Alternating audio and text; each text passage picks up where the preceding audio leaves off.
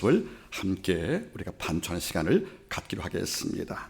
말씀의 제목은 한번 따라 읽겠습니까? 라오디게아 교회만 그럴까? 예, 이런 말씀을 갖고 주의 말씀을 함께 나누겠습니다. 1855년 11월 11일 날 나이 42살에 한 젊은이가 세상을 떠나게 되었습니다.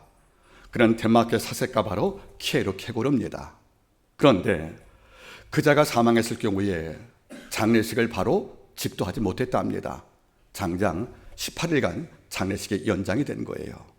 그 이유가 무엇인가를 알아보니까 평소 덴마크 국교회와 사이가 나빴던 그를 교회 묘지에 안장할 수 없다는 일부 성직자의 반대가 있었다는 겁니다. 이렇게 보면 그의 반대가 이해가 됩니다. 교회를 비방했어, 교회를 비판했어. 그런데 내막을 보면 꼭 그렇지만은 않은 것만 같습니다. 덴마크는 이른바 루터 신앙을 이어받은, 개혁자의 신앙을 이어받은 아주 참신한 믿음의 종교였습니다.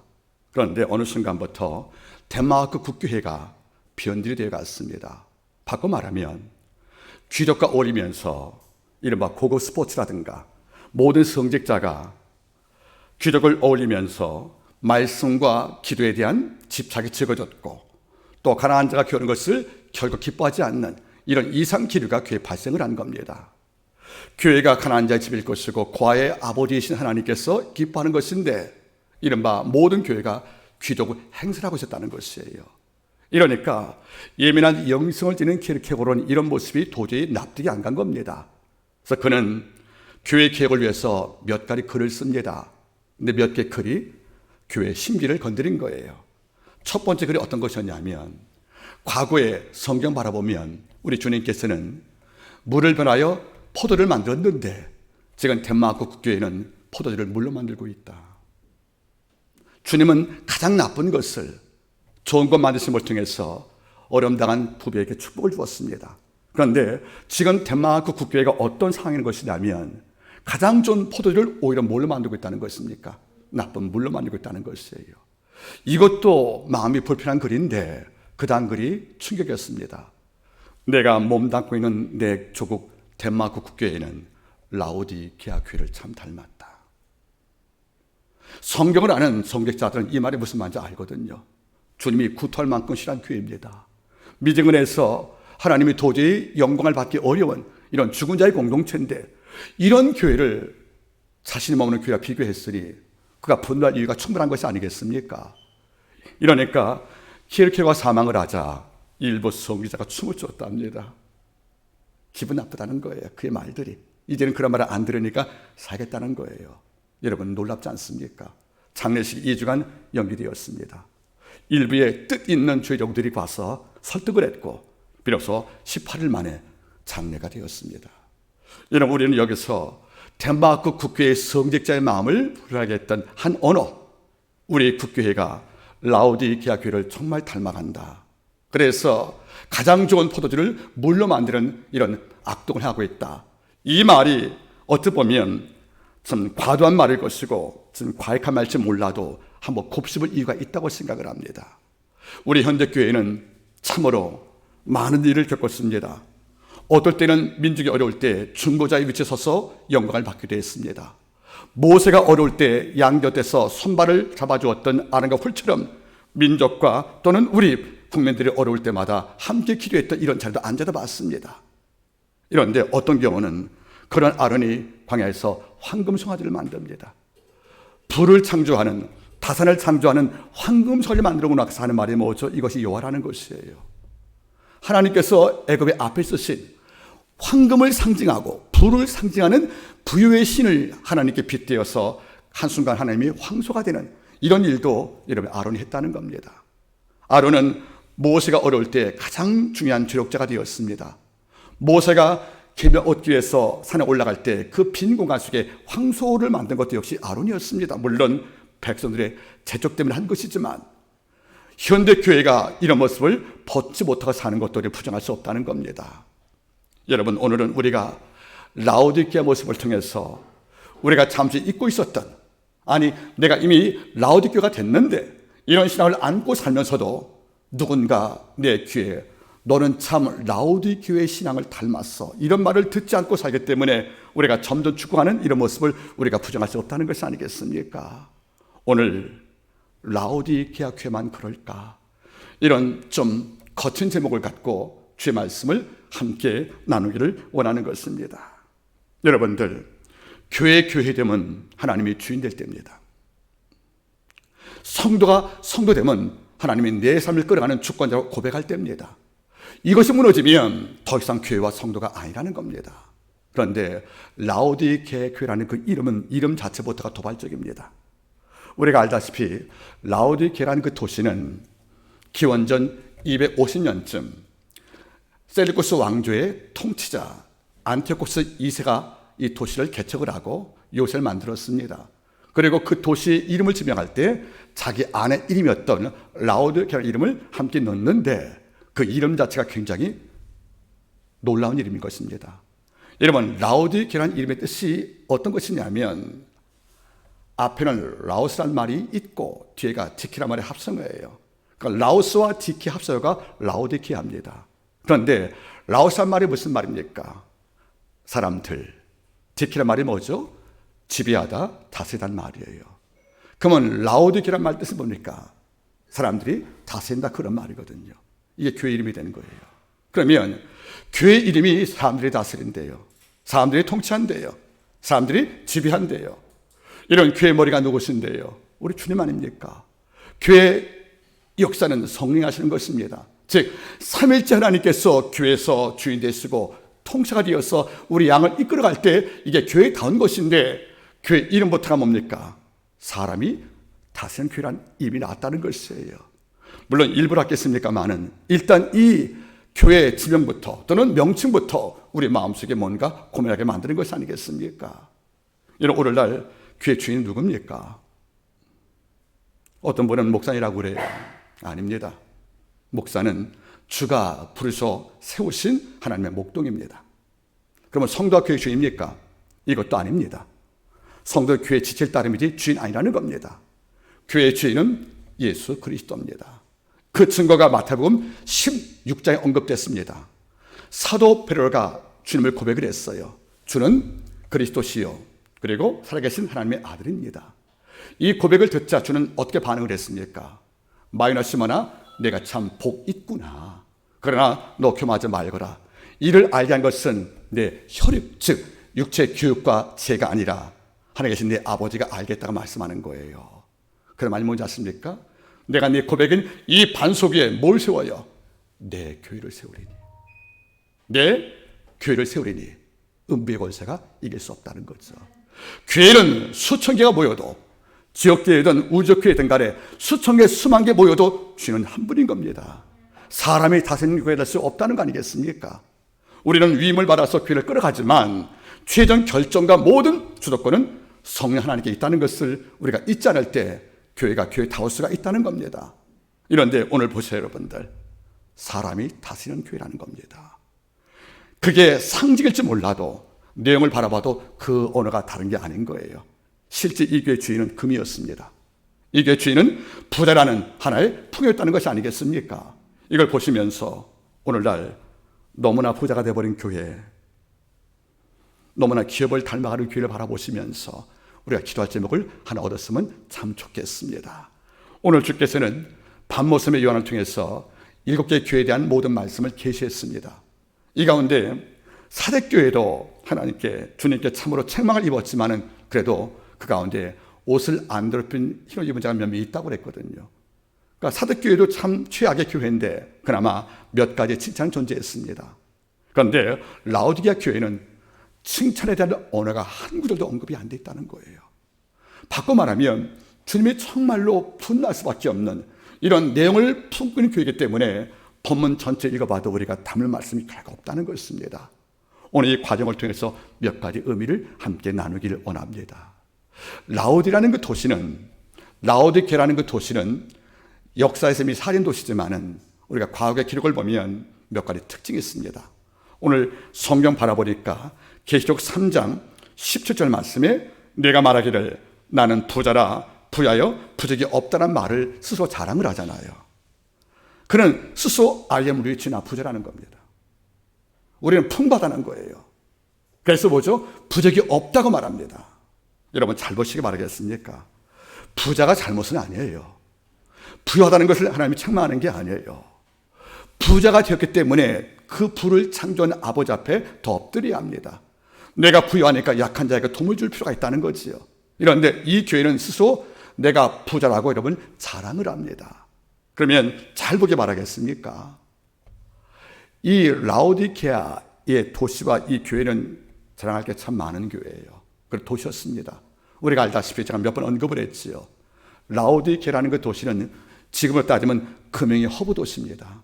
싱가포르, 홍콩처럼. 그래서 이 도시를 통과할 때 세금이 없었기 때문에 많은 무역상들이 여기에 오래 머물고 무역으로 번 모든 돈을 여기에 뿌렸다는 겁니다. 그러면 각 나라마다 화폐가 다르잖아요. 그러면 뭐가 필요하죠, 여러분들?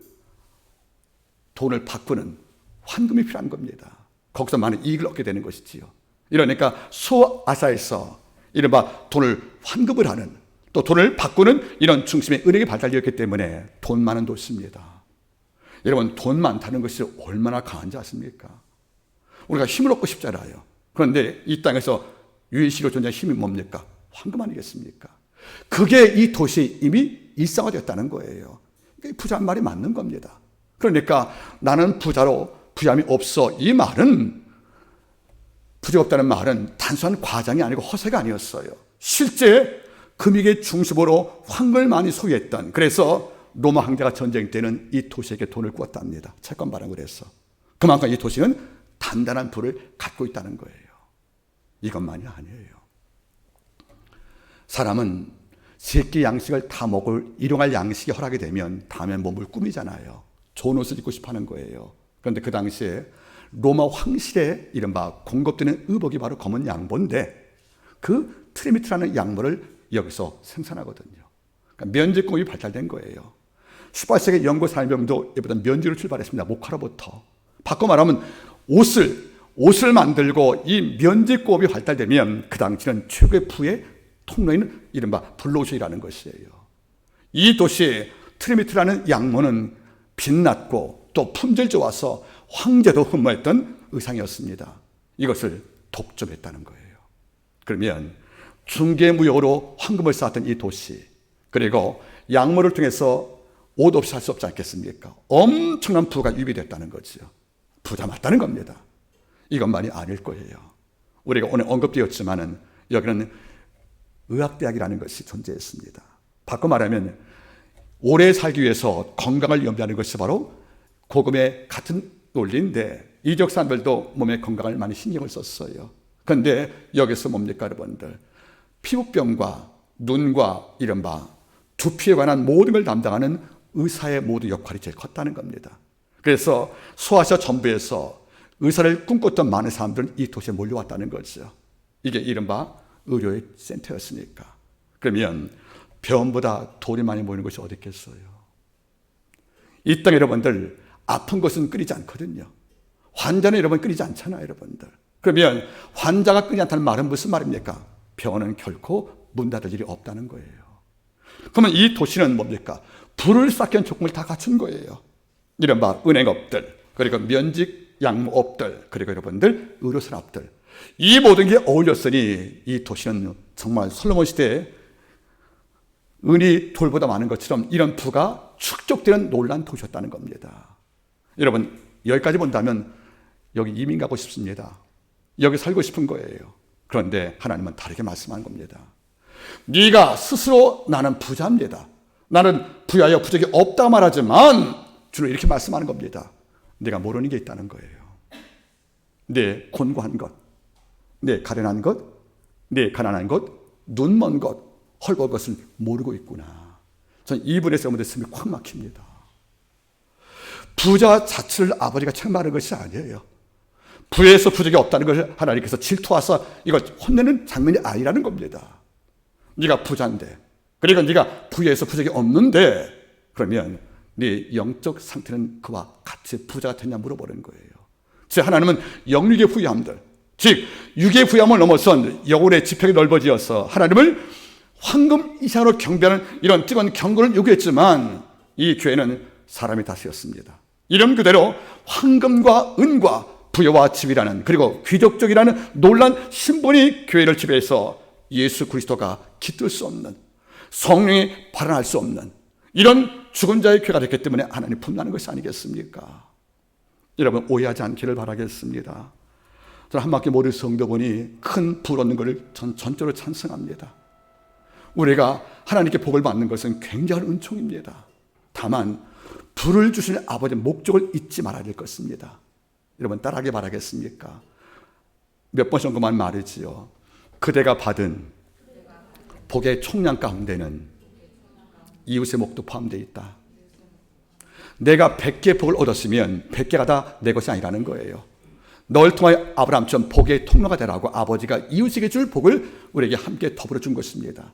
그러니까 이 복이 하나님께 드려지고 이웃의 생명을 낳기 위한 구제 업물로 봉헌될 때 이 부가 진짜 부가 아니겠습니까? 여러분들, 영화에 한 대사가 나오잖아요.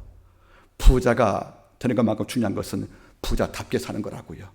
이 교회는 부자되었어요. 근데 부자답지 못한 것이 아니겠습니까? 왜 그래요, 여러분들? 영적인 무관심과 신학에 대한 열정에 죽어버린 이른바 미지근함이 존재했다는 겁니다. 오늘 말씀 보시기 바라겠습니까? 18절, 15절 되겠습니다. 내가 내 행위를 아노니 내가 차지도 아니하고 덥지도 아니하도다. 내가 차든지 덥지를 내가 원한다. 내가 이같이, 그다음 말이 뭐죠? 미지근하여 덥지도 않고 차지도 아니하니 내 입에서 너를 내가 토할 수밖에 없구나. 이런 말씀이 언급되었다는 거예요. 여러분, 여기서 중요한 것은 뭔지 아십니까? 미지근하다는 말의 뜻인 거예요. 차다 덥다의 문장의 중심이 있는 게 아니에요. 차지도 않고 덥지 않은 이른바 중립상태인 미지근하다는 말이 여기서 중요한 언어가 됩니다. 여러분, 잘 보겠습니까? 하나님을 제일 경계하는 것은 교회가 미지근할 때입니다. 잘 뜨거운 열정이 많다면 하나님은 일하실 거예요. 차라리 교회가 너무 식어서 어렵다면 예언자에서 마음을 아마 아버지가 뜨겁게 읽게 있겠습니다. 차라리 차든지 뜨겁든지 극단이라면 하나님이 할 일이 있는데, 이것은 산 것 같기도 하고 추운 것 같기도 하고 열정이 있는 것 같기도 하고 게으른 것 같기도 하고 하나님 앞에서 찬양을 하는 것 같기도 하고 여러분들 세속을 좋아하는 것 같기도 하고 아버지가 여러분 기준을 삼을 수가 없다는 거예요. 여러분들, 미지근하단 말에 성서 원어가, 성경 말씀의 원어가 바로 클리아로스입니다. 이 말은 해석이 여러 가지예요. 우리말은 미지근한 것이 여러분들 또 다른 뜻이 있습니다. 반응이 없는, 움직이지 않는, 그리고 꿈틀거림이 없는, 이런 말이거든요. 그럼 무슨 말입니까? 오래된 질병으로 누워있는 노인분처럼 툭 쳐도 반응이 없는 거예요. 이러니까 말씀을 주어도, 그리고 아버지가 위기를 주어도 이 속에서 내가 아버지 앞에 눈 뜨고 나갈 것이라는 마음을 가질 만한 이런 반응이 없는 교회가 어떤 것입니까? 바로 클리아로스라는 미지근의 의미가 되는 것이 아니겠습니까? 여러분들, 뜨거운 교회는 나름대로 장점이 있답니다. 또 교회가 차고지어도 하나님은 마음이 급하시니까 성령을 통해 역사하지 않겠습니까? 고통을 주던 문제를 주어서 죽게 나오게 끌어오게 만든다는 뜻이에요. 그러니까 차든지 덥든지 하면 아버지가 방법이 있어요. 뜨거우면 아버지가 정도시키면서 쓰임받게 할 것이고, 차가우면 아버지가 우리에게 강하게 임해서 우리의 마음을 한번 엎어버리겠죠. 미지근하면 이게 어려운 문제 아니겠습니까? 이엔순의 시 가운데 그런 말 있잖아요. 고열보다 무서운 것이 미열이라고요. 우리는 고열, 뜨거우면 당장 병원에 간단 말이에요. 위마가 놀래서. 미열은 뭡니까, 여러분들? 열추 맡아 보니까 뭐 괜찮게 하다 봐, 여러분들 진짜 큰 병 만드는 것이 아니겠습니까? 여러분, 여쭤볼게요. 초신자들은 아마 미지근하다는 말이 무슨 말인지 모를 거예요. 오래 믿으신 분들은 내가 충분한 교리도 알고 있고 성경 말씀을 들은 지가 20년 되었는데 내가 모르는 말씀이 어디 있어? 누가 금식할 때 그런 말 하거든요. 누가 안 해봤느냐고. 누가 밤을 새처럼 하는 말이 뭔지 아십니까? 그리하지 않고도 나 응답 받아서 이런단 말이죠. 왜 그래요?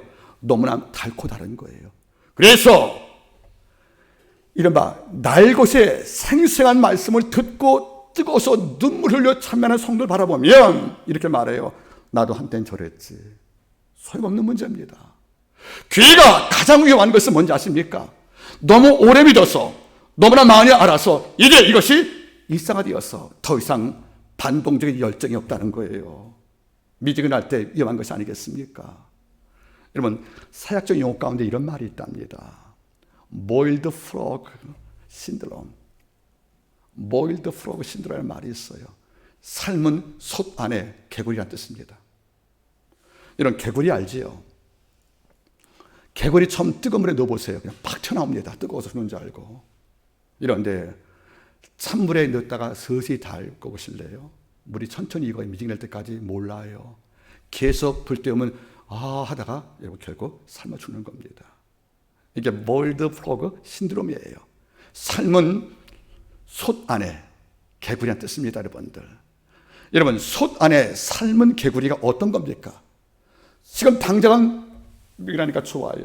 그런데 이게 내가 점차 죽음을 향해 걸어간다는 걸 모르고 산다는 거예요, 여러분들. 신앙은 여기에 위험이 있는 거예요. 내가 한때 뜨거워봤어. 나도 한번 성령을 받아보고 내가 40일 금식해봤어. 이러지만 제가 말씀 안 드렸습니까? 신앙은 과거에 있는 것이 아니에요. 지금 내 모습이 아버지 앞에 내 모습인 것입니다. 내가 지금 미지근하면 이게 내 모습인 거예요. 내가 지금 미온적이면, 모든 진리 앞에서 반응이 없으면 이게 지금 내 모습이거든요. 근데 우리는 신앙 연조가 내 훈장인지 알아요. 성경을 많이 알고는 지식의 축적이 곧 내 믿음과 같다고 생각을 합니다. 여러분 조심하십시오. 주님은 이 교회에 부를 책망하시지 않았어요. 부족이 없는 경제 상태를 아버지가 혼내신 게 아니에요. 그와 어울리지 않는, 몸은 귀족인데 정신은 빈곤한 자가 되어서 늘 미지근해서 아버지 앞에 어떤 영광도 못하고 사는 이런 죽은 자의 삶을 아버지가 지금 압박하고 있는 것이 아니겠습니까? 여러분 어떻습니까? 미지근 그러면 이런 뭐가 떠오르세요, 여러분들? 엘리야가 바알 종교의 국교를 만들 아방이 이스라엘과 함께 이스라엘 민족의 야훼 종교를 거의 박멸을 시킵니다. 과거의 왕들은 바알 종교를 인정을 했지만 아합 종교는 국교를 삼은 거예요. 이러니까 바알 종교 외에는 모두가 국가의 적이 되는 겁니다. 하나님은 7,000명을 남겨두었지만 그들도 활동을 못합니다. 오바데라는 그 종이 박멸 직전에 예언자를 100명을 감추어 도와주었지만 이것도 해결책이 아닌 거예요. 결국 엘리야가 나섭니다. 그래서 갈멜산에서 누가 참 신인가 하는 이른바 세계 대결을 벌인 것이 아니겠습니까? 여기서 엘리야가 이겼어요. 하나님의 도우심으로. 그때 엘리야의 기도는 단 2개였습니다. 내가 당신의 말씀을 증거하는 죄종인 것과 하나님의 참신인 것을 증명해달라고. 이걸 기도할 때 재물 곁에 도랑을 쳤던 물을 다 말릴 만큼 하늘에 불이 맺다는 말은 무슨 말이겠습니까? 단순한 자연의 현상이 아니었다는 거예요. 그래서 재물 태우고 도랑물을 마르게 할 만큼 불이 만 거죠, 여러분들. 그렇으면 이걸 지켜봤던 갈멜산의 구경꾼이었던 백성들은 이제 참신의 존재를 알게 된 것이 아니겠습니까? 바알 예언자 450명이 즉 1000명 가까이 예언자가 정오까지 몸에다가 칼 긋고 신을 끼워가면서 몸부림을 쳤지만 불 못 내렸잖아요. 하나님은 엘리야의 짧은 기도에 반응했다는 말이죠. 이걸로 바알 종교를 추앙했던 아합 정권이 잘못되었음을 이미 백성은 눈으로 확인한 것입니다. 그러면 엘리야가 증거했던 여호와의 종교에 다시 돌아와서 아합이 추앙했던 바알 산당을 부수는 것이 마땅한 것이 아니겠습니까? 이걸 엘리야가 기도한 거란 말이에요. 그런데 기도에 어긋나게 백성은 꿈쩍도 안 해요. 이러니까 엘리야가 뭘 합니까? 네가 언제까지 바알과 여호와 사이에서 머뭇거리겠냐 물어보잖아요. 머뭇거리란 말이 뭡니까? 결단이 없다는 거예요. 여러분 잊지 마세요. 신앙 안에서 비겁한 자 매일 죽어요. 뜨겁고 결단 많은 자 한 번 죽고 마는 겁니다. 우리가 이 땅을 살 때 아버지가 어떤 걸 제일 아파하시다면 이게 바람인지 숨소리인지, 이게 태양인지 달인지 구분이 안 가는 거예요. 이것이 성도인지 일반의 자연 백성인지 아버지가 왜 구분이 안 가지 않습니까? 우리 삶 속에 믿음의 결기, 정말 엄청난 위기 앞에서도 진리가 옳다면 여기에 녹색 숨겨든 피해 숨겨든 아버지 앞에 내 전부를 내놓을 수 있을 만한 이런 결단력이 없는 이런 미진한 교회가 지금도 많이 있다는 겁니다. 주님은 이것을 굉장히 아파했다는 거예요. 정말 미지근하구나. 그런데 주님은 참 친절하신 분입니다. 정말로 그 당시에 금을 소유했고 면직의 독점을 소유했고 더 나아가서 여러분들 그 사람들이 이 땅을 살면서 가장 중요했던 그 건강에 대한 모든 이른바 그 중심이 되어서 모든 자에게 선망된 도시였지만 이 도시가 하나 없는 게 뭐예요? 바로 물이었어요. 물이 부족했어요. 아니, 물이 부족하다기보다는 물의 질이 나빴다는 거죠. 이 도시가 석회암 지역이니까 물이 뿌옇잖아요. 그러니까 먹을 수가 없는 거예요. 냄새가 나서. 이러니까 물이 없으니까 황금으로 번 돈, 그리고 면적으로 번 돈, 그리고 여러분들 의료로 번 돈 갖고 뭘 사냐면 물을 수입을 한 거죠. 근데 그 당시 물이 많은 곳은 두 가지였답니다. 북쪽에는 뭐가 있었냐면 히에라볼리라는 도시가 있었고요. 동쪽은 여러분들 이른바 골로새가 있었거든요. 히에라볼리에는 뭐가 있냐면 여러분들 파무켈이라는 이른바 온초수가 많았었고, 골로새는 바르사이라는 곳에 하면 눈에 따른 물이 많았기 때문에 이것은 광천수입니다.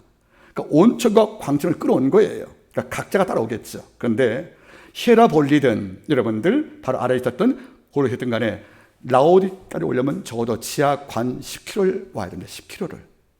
온천수가 오다 보니까 중간에서 여러분들 뜨거운 물이 식어서 미지근, 찬물이 오다 보니까 햇빛 받아가지고 또 미지해진 거예요. 그러니까 막상 비싸게 돈 주고 샀지만은 광천수든 온천수든 먹어보니까 삼킬 수가 없어 토했단 말이죠. 그러니까 주는 똑같이 우리 경험을 말씀하는 겁니다. 예, 라오디게아 성도들아, 백성들아, 너 광천수 먹겠다고 물 받았더니 오다가 어떻게 됐습니까? 식어서 차가워진 거예요. 온천수 마찬가지. 이러니까 먹을 때 너 토했지. 내가 이심적이라는 겁니다. 우리 주님은 미지근할 때 구토를 입을 수밖에 없다는 거예요. 여러분들, 저는 한마음교회를 맡고 있는 작은 목회자입니다. 제가 마지막 날 주 앞에 돌아갈 때 하나님이 너 성도 몇 명 모이겠냐를 묻지 않으실 거예요. 그러나 내가 맡긴 위임한 성도를 얼마나 거듭나게 했느냐, 이건 아버지가 반드시 묻지 않겠습니까? 이런데 제가 착각할 수 있는 거예요. 저희 성도 100명인데요, 1000명인데요, 10,000명인데요. 그건 주가 말씀하지요. 내가 볼 때 3분의 2가 미지근했어. 신학의 결단과 뜨거운 결정들, 그리고 구약의 예언자같이 하나님의 뜻을 위해서 이스라엘은 말씀을 증거하다가 톱으로 잘림을 당했고, 교회 전설에 의하면 토마는 말씀을 증거하다가 살 가죽이 벗겨지는 이런 고통을 당할 때도 그런 원망 없이 하나님을 갔다는 거 아니겠습니까? 우리가는 스데반도 하나님의 말씀을 증거하고 결국 돌에 맞아 죽을 때까지 천사의 모습이라 성경을 증거하잖아요. 적어도 우리 주님이 믿는 성도의 요구하는 신앙의 기준은 거기에 있다는 겁니다. 내가 전부를 주어서 너에게 생명을 줬다면 네가 전부를 다해서 날 기쁘는 것이 맞다는 것이 아니겠습니까? 이게 안 되고 있다는 거예요. 지금 많은 성도 교회를 좋은 말 듣기 위해서 모라사체 가듯이 찾아온다면 그의 본질과 예배는 맞지 않는 것이 아니겠습니까? 우리는 이른바 몰드 프로그 신드롬, 미지근한 채 죽어가는 이런 자가 되지 않으면 좋았겠습니다. 어디 말씀 묵상하면서 요나가 떠올랐답니다.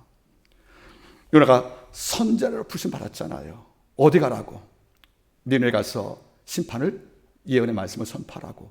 근데 몇백 년간, 약 200년간 내 땅을 괴롭힌 니느웨, 아수르의 수도 니느웨가 회개하는 것을 민족 가운데로 볼 때 요나는 용납이 안 된 거예요. 그래서 동쪽인 니느웨가 아니고 서쪽인 나스로 가려고, 육지인 니느웨가 아니고 욥바로 가려고, 니느웨 가려고 바다로 갔지 않습니까?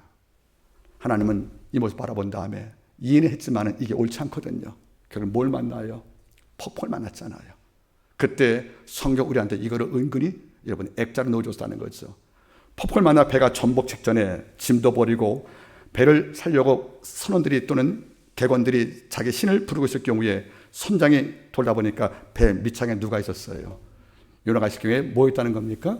잠을 잤대요. 그때 선장은 요나 이름을 몰라요. 그러니까 뭐라 부릅니까? 잠을 자는 자요 어찌미뇨.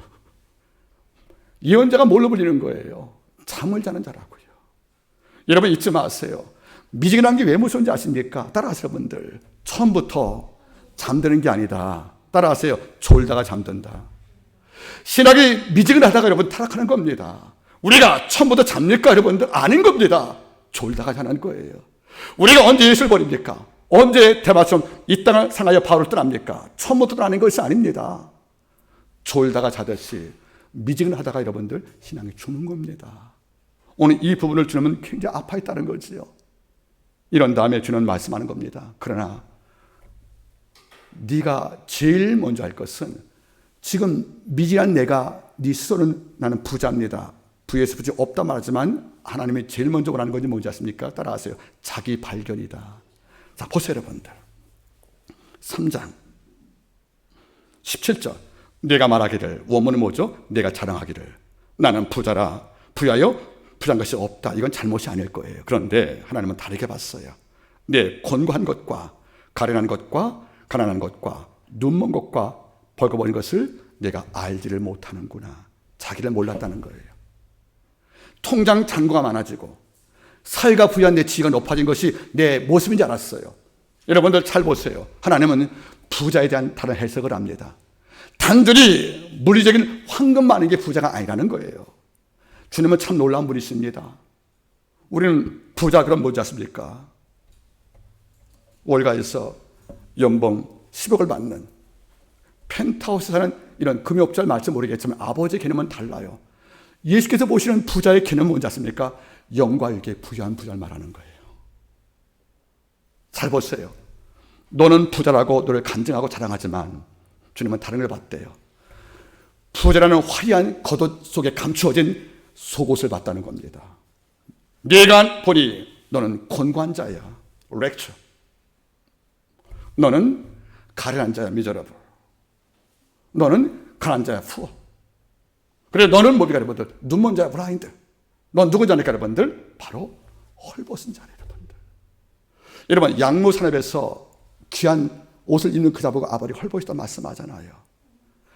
안약을 통해서 피부병을 낫게 하는 이런 위대한 도에 사는 그들이 눈멀었단 말하잖아요 여러분들. 돈 많은 부자한테 너보고 곤고하고 가련하고 너희가 여러분들 가난하다 말씀하지 않습니까? 내가 아는 나하고 주가 평가한 자가 이렇게 다를까? 이게 무서운 겁니다. 여러분 제가 블로그에 쓴 글이 있답니다. 자기 그림자에 속지 말라고. 저녁 때 보실래요? 내 그림자가 어떻게 돼요? 길게 늘어지거든요. 그 길이가 내 킵니까? 제가 180이 약간 안 됩니다. 지금은 나이 들어서 좀 더 줄었을 거예요. 그런데 정오가 되면 내 그림자가 바로 발 옆에 붙어 있어요. 이건 우리가 안 보이거든요. 저녁에 한번 보시겠습니까? 그림자가 한 10m가 됩니다. 그런데 이게 자기 모습이래요. 그림자가 길다고 이게 내 모습입니까? 그건 허상입니다. 세상에 나에게 주어진 모든 직위들 그리고 내가 갖고 있는 모든 부 때문에 주어지는 내 위상들 이런 많은 것들이 물론 복되지만 주님은 다른 걸 보고 있다는 거예요. 진짜 분은 내 곤고함을 알아서 아파하는 것, 내 가련함과 가난함을 아는 것, 내가 눈멀어서 진리를 모르고 산 지가 오래됐구나, 내가 헐벗어서 예수의 은혜가 없구나, 이걸 알고 전율하면서 우리 주 앞에 엎드려서 정말 바짝 엎드려서 하나님께 참여하는 그 순간 그가 아버지 볼 때는 부유할 때가 있다 그런 말입니다. 많은 사람들은 자기가 얼마나 공고한지를 몰라요. 공고란 말이 뭡니까 여러분들? 세상 모든 데 봤을 경우에 부러울 게 없다는 존재가 바로 공고한 거예요. 그러니까 부러운 게 없는 거예요. 쟤는 별거 없어요. 이래봐 쓰레기 같은 존재니까. 여러분 전 이게 마음이 아파요. 여러분 현재 교회가 이 땅 모든 언론인들 또 일반 잘못된 사람들 위해서 얼마나 교회가 여러분 우습게 취급받습니까? 우리는 때로 분개도 합니다. 대다수 많은 교회는 하나님을 위해서 정말 바르게 살고 있고 대다수 많은 성도들이 여러분들 성결과 거룩을 위해서 직장 내에서 어떤 불이익을 당해도 참고 인내하고 살잖아요. 그런데 교회가 싫던 많은 분들은 이것도 싫은 거예요. 교회가 아무리 어렵다가도 여러분들 하나 잊지 말 게 뭔지 아십니까? 교회를 구성하는 모든 성도 개인들이 하나님 제가 물질 복음만을 구했는데 제 상태가 좀 더 곤고합니까? 제가 아버지 앞에 가난하고 눈 멀고 헐벗은 존재가 되는 것을 제가 모르고 삽니까? 이것을 빨리 발견하지 못하면 우리 어렵다는 거예요. 여러분 잊지 마세요.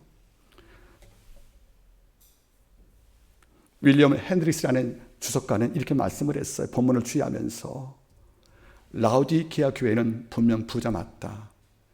그런 이유 때문에 부자의 눈물어서 자기의 영혼의 곤감을 몰랐다. 그 다음 말이 뭔지 아십니까? 이것은 바로 부유함의 저주다. 돈 많으니까 든든하지 않으니까 기도 않거든요.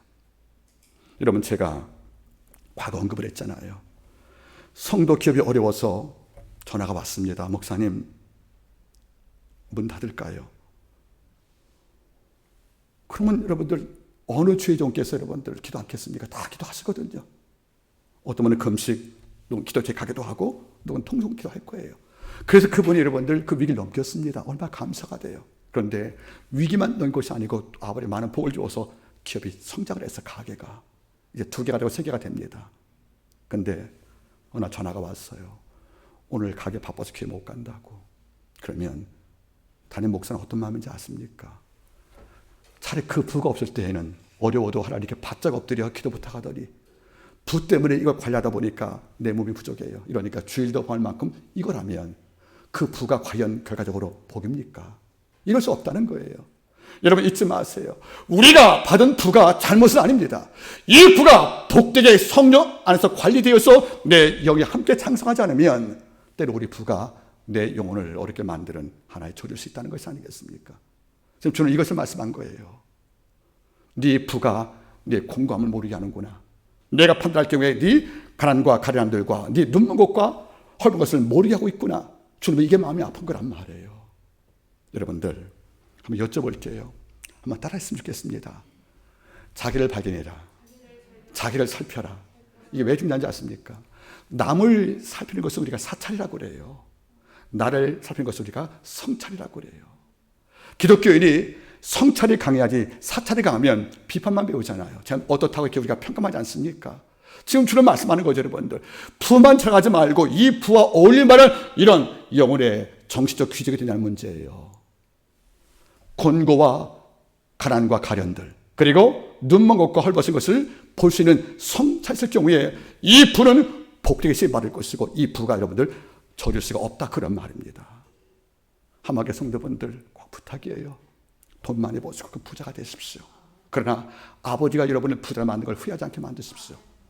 부를 주었더니 신앙이 공고해졌구나. 오히려 부가 없을 때는 새벽을 나기도 하더니 부 주어지니까 바쁘다고 하나님 앞에 오래 머무는 골방 시간이 없구나. 이런 문제라는 것입니다. 아버지가 여러분께 주신 복이 후회하지 않도록 이 복의 관리가 영적 성장으로 이어지기를 바랍니다. 이제 아버지께서는 책망을 했습니다. 이런데 사는 길도 함께 제시하십니다. 자, 보시기 바라겠습니까? 3장 18절 말씀이에요. 내가 너를, 그 다음 말이 뭐지요? 고난의 파라칼리를 말리고자 간절히 부탁한다. 내게서 불로 연단한 금을 사서 부유하게 하고 흰 옷을 사서 입어 벌거벗 수치를 보이지 않게 하고 안약을 사서 눈에 발라 보게 하라. 여러분, 이것은 우리가 너무나 많이 하는 말씀이에요. 어릴 때부터 이 말씀은 정말 귀에 못 박힌 만큼 들은 말씀 아니겠습니까? 눈에 이미 이 말씀은 새겨져 있어요, 여러분들. 이런데 하나 놓치는 게 하나 있어요, 여러분들. 곤고해진, 부자지만 곤고해진, 부유하지만 가련과 가난과 눈먼과 헐벗을 벗지 못한 이런 교회가 된 교회를 아버지가 안 보겠다고 그걸 들린 것이 아니에요. 사는 길을 아버지가 지셨다는 거죠. 네 도시에 의대가 있지 않느냐, 환자 치료하는 거 중요하지, 나도 치료해 줄게 하고 나서 3가지 했는데, 첫 번째가 불로 연단한 금을 사래요. 두 번째가 흰 옷을 사래요. 세 번째가 여러분들 우리가 알다시피 아내가 사 눈 발라 보게 하래요. 사단 말이 3번 나와요. 사서. 이런데 놀란 게 있습니다. 너는 내게서. 내게가 누굽니까? 예수 그리스도입니다. 우리가 나를 발견했어요. 내가 곤고하네. 그러면 내 병든 영혼, 죽어버린 영혼을 살리기 위해서 우리가 제일 먼저 어디 가서 누굴 만날 것이냐면 예수께 나가는 겁니다. 내게서 말은 무슨 말입니까? 나에게로 와서 그런 뜻이거든요, 여러분들. 너희가 목마르거든 내게 와서 마시란 말은 무슨 말이에요? 생수와 생명 모든 것의 출발점과 시발점이 누구한테 있다는 것입니까? 우리 주님께 있다는 거예요. 근데 우리 이게 잘못됐어요. 돈은 많은데 마음이 곤고하니까 여행을 떠나서 1년, 2년, 세계 1점은 치료될 것이라고 우리가 티켓 끊잖아요. 이것은 여러분들 정답이 아니라는 겁니다. 여러분 잘 보세요. 내게서 말은 무슨 말입니까? 그리스도인이 성령을 통하여 거듭났으면 그 안에 주어진 모든 문제의 최종 해답은 주님께 구하라는 겁니다. 주님이 배자가 되고 다른 것에 도움을 구하여 답을 구할 때 예레미야가 말하지 않습니까? 너희가 생수의 그 나를 버리고 다른 우물을 팠다고요. 하나님이 상수이신데 이걸로 양과 목회를 하지 않고 다른 우물을 팠을 경우에 아버지가 분한 것이 아니겠습니까? 여러분 잘 보시기 바라겠습니까? 곤고함과 가련함과 눈먼 것과 헐벗은 것이 발견되었으면 누구한테 찾아가야 되는 것입니까? 주님께 찾아가는 겁니다. 예수님 말씀한 거예요. 쉬운 말씀이지만 수고하고 무거운 짐진 자들아 다 그 다음 말이 뭐죠? 내게로 옵니다. 신약 성경은 내게란 말을 많이 강조한 거예요. 내게로 여러분들. 근데 오늘 많은 사람들은 내가 문제가 있는데 이걸 해결해야지. 여기까지는 다 도달해요. 그런데 방향이 틀렸어요. 누구한테 가냐가 틀렸단 말입니다. 누구는 기독교인인데 연초에 모당을 찾아간 분도 계십니다. 사업에 운수 물어본다고. 여러분 새 연초에 정돈이 가는 것을 반대하지 않습니다. 그러나 달 보고 소원을 빌지 마세요. 그건 피조물입니다. 달은 볼 수 있습니다. 거기다 뭘 빌어요? 소원 빌을 때 다 따라합니다.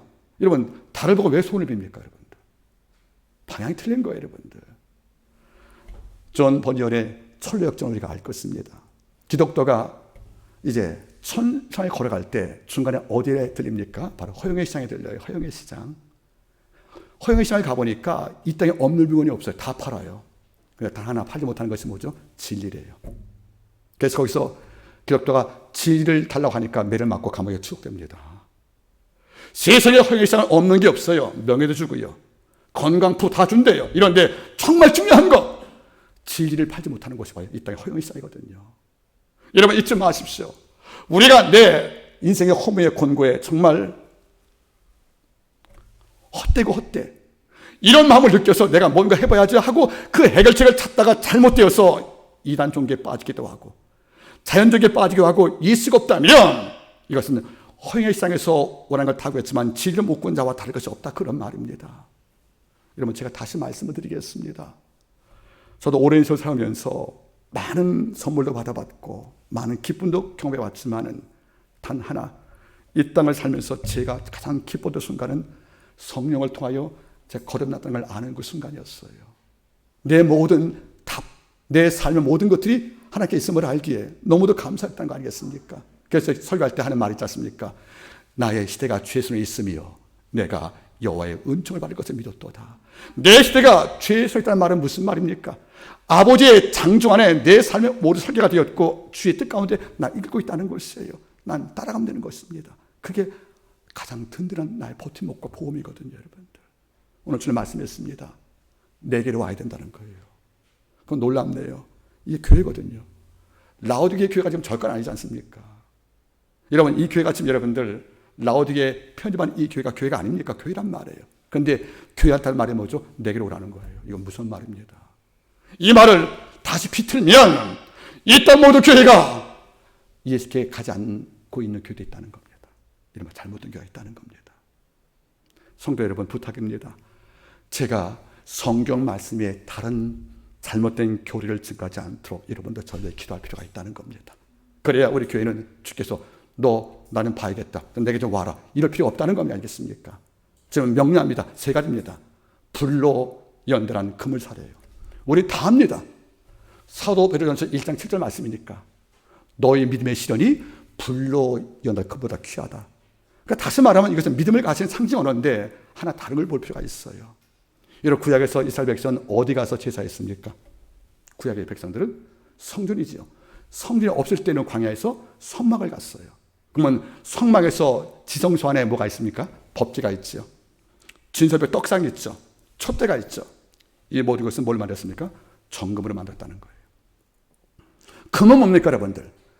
하나님을 만나기 위해서 준비된 상징 도구인 성물의 재료가 조각목 아니면 정금이었다는 거예요. 그 정금이 뭐죠 여러분들? 아버지가 받는 유일한 보석이었다는 거예요 여러분들. 하나님을 경배하는 법궤와 그리고 금촛대하 진설벽 떡상이 금으로 만들었단 말은 무슨 말입니까? 이 땅 모든 금은 사람에게 보석일지 몰라도 하나님께는 이 금이 당신에게 선물이었다는 거예요. 이 말은 좁게 말하면 무슨 말이겠습니까? 믿음이지요. 그러나 넓게 말할 때 무슨 말인지 아십니까? 불에 7번 연단시킨 정금처럼 아버지가 받으실 만한 순수한 믿음을 말하는 것입니다. 이것이 바로 정금 아니겠습니까? 근데 제가 언급했잖아요. 금과 닮은 게 또 하나가 있어요. 뭐죠? 도금. 도금은 금같이 보이지만 예민한 감식가에게는 발각되는 거예요. 우리가 가짜 믿음으로, 우리가 적당히 믿는 믿음을 갖고 주께 나와서 찬양한다면 주는 말씀합니다. 넌 아직 불로 연단시킨 점검 안 됐다고. 오늘날 도금 천지 아닙니까? 도금 같은 성도가 얼마나 많습니까, 여러분들? 전 이게 마음이 아픈 거예요. 여러분 따라하십시오. 물과 성령으로 진짜 거듭난 사람, 이게 점검인 거예요. 그리고 하나님이 두려운 겁니다. 그리고 내 삶의 전부가 주 있음을 알기 때문에 작은 일, 큰 일 다 주께 상의하고 그분의 인도하심에 나를 전포로 맡기시는 바로 이런 사람들, 이것이 뭡니까? 도금이 아닌 정금 성도와 같다는 것이 아니겠어요, 여러분들? 누가복음 기자는 전문 관원 이야기를 합니다. 뜬금없이 누가 찾아와서 예수께 면담을 요청을 했어요. 알고 보니까 영생이 뭐냐 물어봤다는 거예요. 내가 무엇의 영생이 얻겠느냐고. 주님의 일생을 바라볼 때 병낫기에서 주 찾아온 자 너무도 많았어요. 형제와 유산 상속 문제로 상자가 많았고요. 또는 귀신 들린 딸을 위해 나온 자가 많았지만은 영생이라는 진리를 안고 이렇게 나온 자가 여러분들 젊은 거라밖에 없잖아요. 물론 니고데모도 그런 축에 속하지만 좀 다른 결입니다. 주는 뭡니까? 무엇을 받으려고 나온 것이 아니라 무엇을 듣고 싶어 나온 종이 바로 젊은 관이란 말이에요. 얼마나 놀랐겠습니까? 저는 그 자는 뭡니까? 인텔리였어요. 젊었고 관원이었고 율법을 다 알고 부자래요. 이게 바로 뭡니까, 여러분들? 오늘날 젊은 시대 갖고 싶은 것이 아니겠습니까? 젊대요. 관원이래요. 부자래요, 여러분들. 율법도 정통했대요.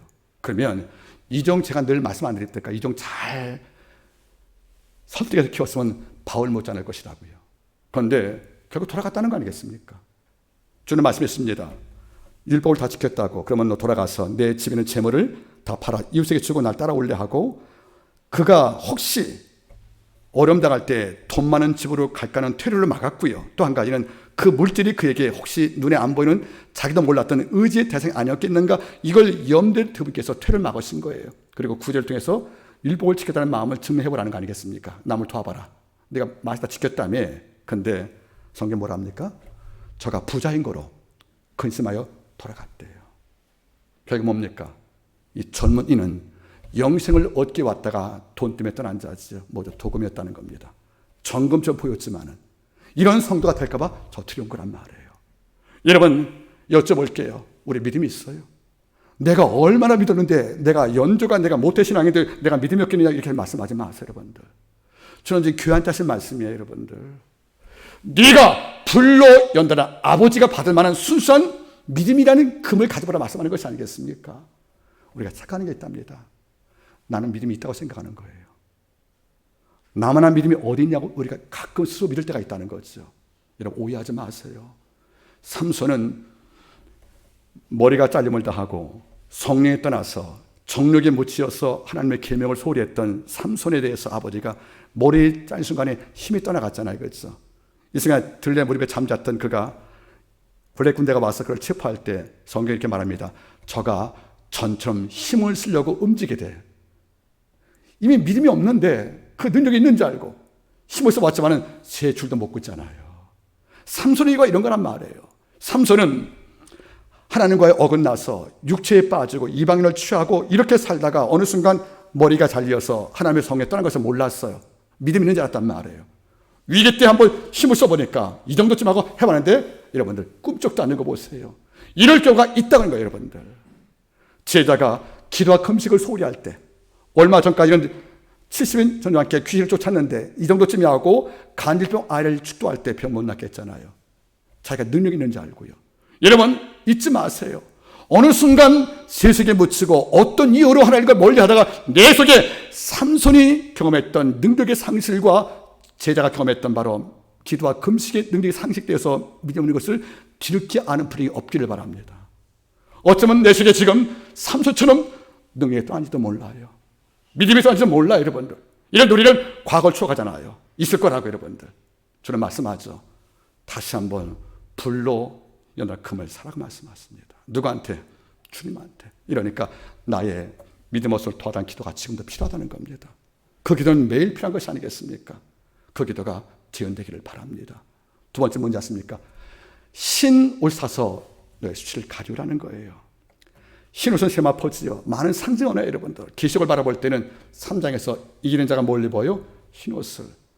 9장에서 뭡니까, 여러분들? 하늘에 있는 모든 백성들이 흰옷을 입었대요. 그리고 하늘 군대가 흰옷 입고 세마포를 입었다는 것이 아니겠습니까? 흰옷은 하나, 여러분들. 죄사함을 얻은 성도에 걸어가는 예수의 주시는 의의 옷을 말하는 겁니다. 그럼 무슨 말입니까? 어느 순간부터 이 교회가 육체로 보이는 검은 트리미타에 빠지어서 예수가 정말 부여주었던 인간의 제일 좋은 의상, 인간이 이 옷 입지 않으면 천국 못 가는 가장 소중한 흰옷인 의의 앞으로 옷을 잠시 잊어버리고 내가 예수가 주어서 얻게 된 구원의 상징인 의의 옷보다 돈 주고 산 검은 양모를 자랑하는 모습으로 교회가 표현됐다는 거죠. 전 여러분들이 구원받은 사실이 가장 큰 자랑하기를 바랍니다. 나에게 예수의 의옷이 입혀진 이 사건을 그 어떤 옷보다 여러분들이 기쁘게 여기기를 바라는 것입니다. 마지막은 안약을 발라 앞을 보래요. 밭에 감출 벌을 캐듯이 안약을 바르래요, 여러분들. 저도 시력이 많이 나빠졌어요. 하여튼 부탁입니다. 안약을 바르래요. 이 말은 무슨 말이겠습니까? 안약의 도시한테 말 유의를 말씀하는 거죠. 시력이 어두워진 육체의 눈만 밝게 하지 말고 너를 바라볼 수 있고 하나님이 일상에서 네 삶을 베푸시는 사건이 있는데 아버지가 일상에서 많은 기적을 베풀잖아요. 이것을 볼 수 있는 눈들, 내 부족을 볼 수 있는 눈들, 하나님의 일하시는 볼 수 있는 눈들, 그리고 하나님께서 지금도 이 땅을 보시고 한숨을 쉬는 그 앞에 눈을 볼 수 있는 이런 눈을 우리가 장착하는 것이 많은 것이 아니겠습니까? 철이 없는 아이들은 명절 때 부모님이 내 앞으로 떡과 고기를 주면은 엄마 이거 왜 놔줘? 엄마는 소화가 안 돼서 고기 못 먹어. 아 그래? 먹지만 철이 있는 아기는 그것이 나를 먹이려고 하는 어머니 아버지의 영인 걸 알거든요. 그걸 보는 게 철든 거예요. 그게 눈 뜬 겁니다. 눈 떴다고 내 앞으로 고기를 옮기시는 어머니의 마음을 다 보는 것이 아니에요. 진짜 눈 뜬 자는 그게 아버지 어머니의 마음인 걸 아는 거죠. 하나님의 마음을 읽었으면 좋겠습니다. 그리고 일상에서 기적을 창조하는 그분의 일하심을 읽었으면 좋겠습니다. 그리고 내 속에 곤고와 가련과 가난과 눈먼 것과 헐벗은 것을 여러분이 발견하기를 바랍니다. 말씀을 제가 맺기를 원합니다. 성경은 부자에 대한 해석을 다르게 말합니다. 그것은 부동산과 내가 소유한 통행 은행 잔고로 평가하지 않습니다. 영과 에게 아울러 아름답게 성장하는 모습들, 이걸 아버지가 부자라고 평가합니다. 이 시간 우리 한마음교회가 미지근 속에서 헤매는 개구리가 아닌지 돌아보시면서 오늘 우리 기도가 다시 한번 하나님 믿음 주시옵소서, 내게 흰옷을 다시 감사하게 도와주시옵소서, 내가 눈 떠서 하나님 일하심을 보게 도와주옵소서, 이런 기도가 함께 있기를 주의 이름으로 함께 기도합니다. 기도하겠습니다.